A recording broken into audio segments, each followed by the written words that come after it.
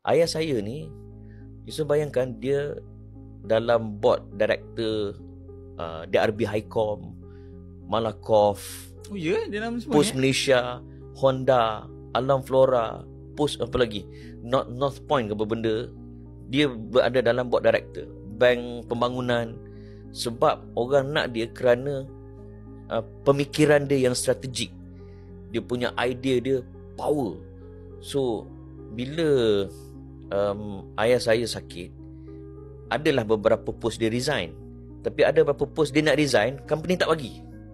Sebab dia masih lagi function. Walaupun dia tak boleh bergerak, walaupun dia tak boleh nak berdiri dah, tapi dia masih lagi boleh bagi pendapat.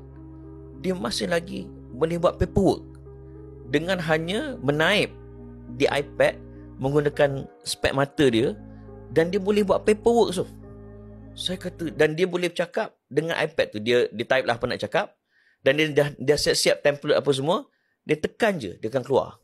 Contohnya saya pergi ziarah dia, keluar suara kat iPad, Assalamualaikum, how are you? Kan? Kita rasa macam bercakap dengan Jarvis pula. Kan?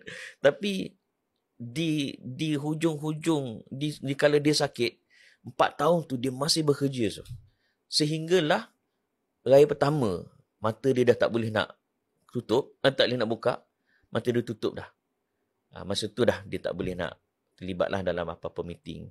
Dan saya raya tahun ni pun tak macam selalu. Memang raya tahun ni daripada pagi sampai ke hari dia meninggal, saya jaga dia. Semoga Allah terima dia. Amin, amin. And bila saya buat background research pun dapat tahu yang Tuan Amin juga mu'alaf lah, dikategorikan lah. Orang yang baru masuk orang yang bawakan baru lah. Orang yang masuk Islam. Tapi Malaysia macam tu. Malaysia walaupun dah 10 tahun Islam, mu'alaf. Ya, tapi saya bukan saya Pius Salman itu. Saya mu'alaf ni kalau tengok dari segi sudut bahasa, dia salah digunakan di Malaysia kan. Tak tepat lah. Mu'alaf ni baru masuk Islam. Bukan baru masuk Islam. Dia Allahumma salli Muhammad. Mu'allaf bainal qulub. Untuk kita lembutkan hati. Orang-orang yang kita boleh bantu lah untuk lembutkan hati. Sebenarnya kan, ikut istilah bahasa. Betul. So kalau kita lepas tu kat Arab kita tak dengar kan orang sebut mu'alaf. Tak ada. Saya tengok masalah-masalah yang macam baru masuk Islam pun diorang tak panggil diri orang mu'alaf tau. Dia panggil revert lah. Revert ataupun convert. New brother. Convert betul. Kan.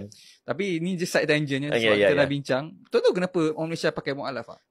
Itu saya tak tahu cerita. Sebab tak tahu cerita, saya pada kecil lagi mu'alaf. Even masa saya kecil, apa ke benda mu'alaf ni? Tapi yelah, kita dah faham dia merujuk pada apa, okey lah. Ya. Yang boleh saya tahu,